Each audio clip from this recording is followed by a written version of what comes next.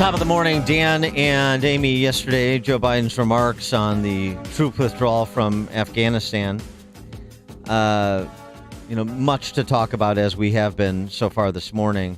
But I want to focus in on what is the immediate concern, or I think should be, which is the 10% of Americans, 10% of the cohort of Americans in Afghanistan that remain in Afghanistan after we have pulled out. That's not my number. That's Joe's number. The bottom line, 90% of Americans in Afghanistan who wanted to leave were able to leave. And for those remaining Americans, there is no deadline. We remain committed to get them out if they want to come out. Secretary of State Blinken is leading the continued diplomatic efforts to ensure safe passage for any American, Afghan partner, or foreign national who wants to leave Afghanistan. Sure. And hey, don't worry, Mohammed, interpreter for Afghan interpreter for U.S. forces there who is reported in the Wall Street Journal, saved the lives of both Joe Biden and Blinken. Yeah, and John Kerry and Chuck Hagel. They were all on a helicopter during a snowstorm. They had to make a emergency landing because there was a blinding snowstorm, and he traveled hours to get to them. And then he went along and stayed with troops during 100 different firefights. He was able to leave. He went to the airport with his family, and they said to him, Muhammad, only you can come, not your family. And he said, I can't, they'll be murdered if we stay. So he's still trying to get out. Well, I mean, that's so pathetic. Don't worry, Mohammed. Blinken and a bunch of other top men with international relations master's degrees from Ivy League schools are on the job. So you've got nothing to worry about. He's in hiding right now. And then this additional insult, as if the idea of 10% of what they say is the American population in Afghanistan, and I'm not sure I believe them, but that by their numbers, that because he said 5,500 Americans evacuated, so that would be 550 Americans. In addition to the insult of just casually 10% left behind, but we're working on it. He had this to say about how this is going to be enforced, that they're serious.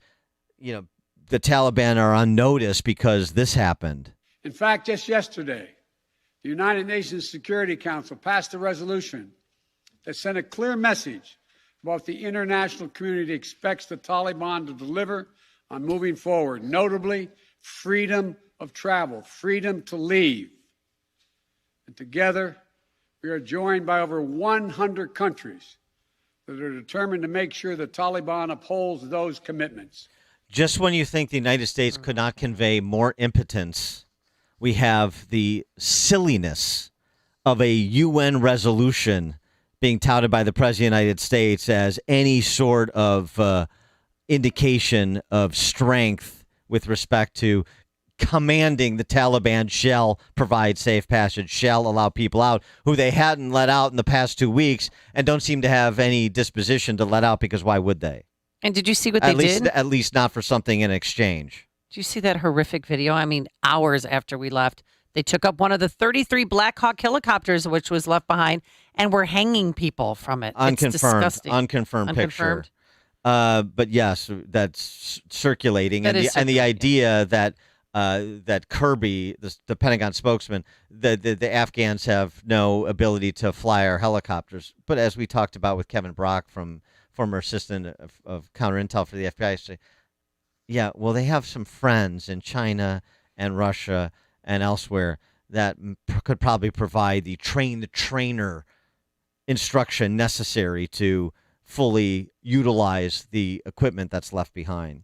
For more on all of this, we're pleased to be joined by Gerard Baker, editor-at-large, Wall Street Journal. Gerard, thanks for joining us. Appreciate it. Thank you, Dan and Amy. Good to be with you again. So 2 weeks ago, when pressed by Stephanopoulos, Biden said if we don't get the job done by August 31, which I anticipate we will, but if we don't, then yes, the military will stay until all Americans were out. And now 10% is close enough.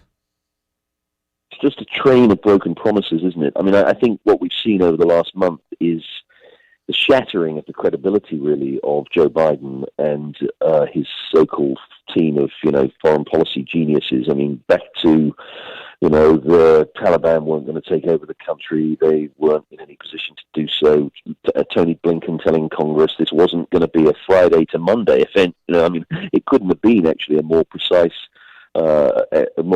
description of what would have happened, what was about to happen, the Friday to Monday event. And then a series of, as you say, promising the U.S. would stay till every American who wanted to leave is out. Afghan allies would be looked after, and what we're in the position of, Dan, right now is this and this ridiculous UN resolution.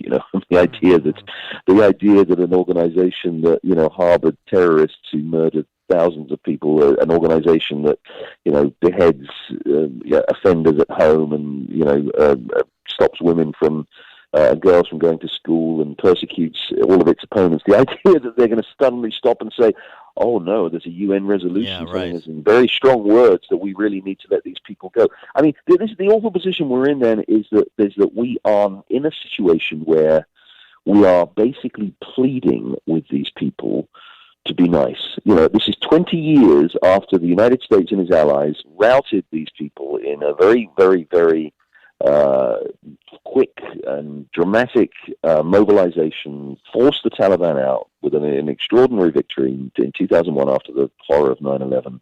20 years later, we are now on our knees before these people saying, "Please be nice. Please let our people out. Please don't be cruel to people. Please do nice things."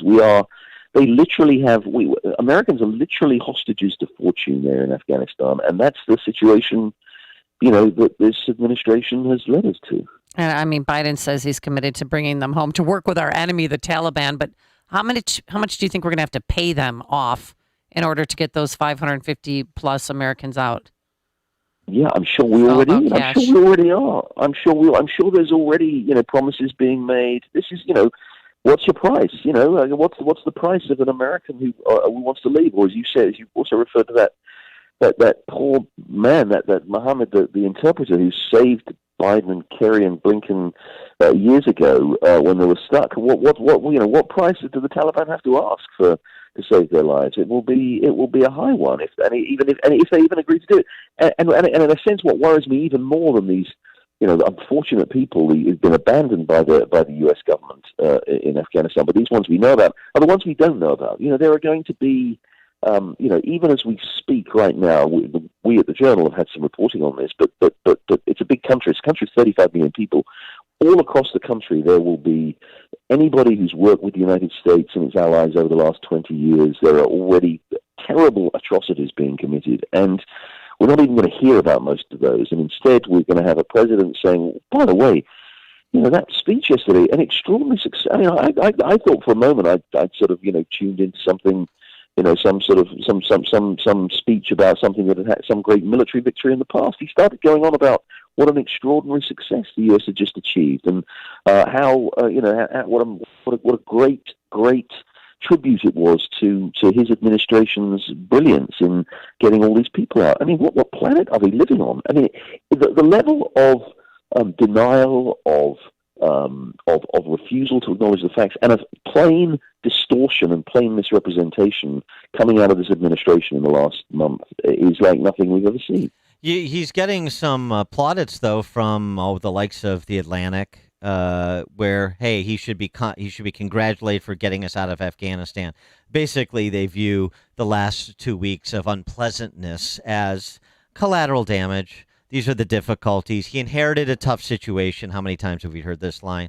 And it's always going to be complicated, and there's always going to be things that aren't anticipated. The best laid plans of mice and men, Gerard. And but the bottom line is he got us out of Afghanistan finally, and that's great news. And in addition to that, what they're not saying, I think, is the embarrassment of the U.S. Is something that they otherwise celebrate. This will teach the U.S. to meddle in other people's affairs. This will teach the U.S. that they're just another nation among the community of nations, and maybe will project American values a little less forcefully around the world going forward. Yeah, that would be regrettable. Look, you can argue, and in fact, I have argued. I think there's a strong case for the U.S. getting out of Afghanistan. I think it's been there 20 years. The way in which the Afghan government folded like a cheap suit when we left demonstrates how much we've really gained in terms of improving the situation, in terms of improving the long-term stability of the Afghan government. It's not there. It wasn't there. It's not. We haven't seen the long-term. The immediate mission was successful. Got rid of the Taliban. Eventually killed out Osama bin Laden. But the long-term attempt to sort of make Afghanistan a kind of long-term stable democracy has not worked. You can argue that. That's fine. The problem is obviously the way in which it's been done. And I would argue, and I wrote in my column this week in the Journal, this is on Biden, because even if you think it's time for America to leave, and a lot of people do, and I think there's a lot to that, the way they were so unprepared for this, and the reason they were unprepared for this, as I argue in my column, is because of the arrogance and the hubris they've demonstrated over this. Go back. I went back and looked at the very first speech Biden gave on foreign policy after he was elected, after he was inaugurated, which was the first week of February when he went to the State Department when Blinken was after Blinken had been confirmed as Secretary of State. He went and introduced him. He and Kamala Harris went to introduce Blinken to the State Department. And Biden, go and read it. It's a 20-minute speech. Biden talks about the foreign policy priorities of administration, and he talks about, guess what, climate change, tackling discrimination against people. He talks about tackling the menace from domestic right-wing extremism and white privilege and systemic racism. In that 20-minute speech, Dan, he doesn't mention Afghanistan once. He doesn't even mention terrorism once. There is no mention. There are 3 references to the need to challenge LGBTQI discrimination. There is not a single reference, and that's the point. That's what I was trying to make. The point I was trying to make in the column is that this is the arrogance of these people who think they had all the answers, who came in honestly, supposedly telling us, 7 months ago that the biggest threat to the United States security was domestic white privilege and systemic racism. Even that explains their complete lack of preparation and their lack of ability to do anything when the stuff hit the fan in Afghanistan in the last month, because they were just so completely arrogant. They never even considered it as a problem. They never thought about it. Their focus was on the terrible people at home and the terrible threat from climate change and being good, being standing up in the world and getting all these plaudits from the rest of the world. They were not focused on the threat because they thought they had all the answers, and they were completely wrong. He is Jerry Baker, editor-at-large, The Wall Street Journal. Jerry, thanks for joining us. Appreciate it. Thank you both. Thank you. And he joined us on our turnkey.pro answer line. You're listening to Chicago's Morning Answer with Dan Proft and Amy Jacobson on AM 560. The Answer. The Lou Dobbs Financial Report is brought to you by Signature Bank, helping local businesses succeed. Visit signaturebank.bank for your commercial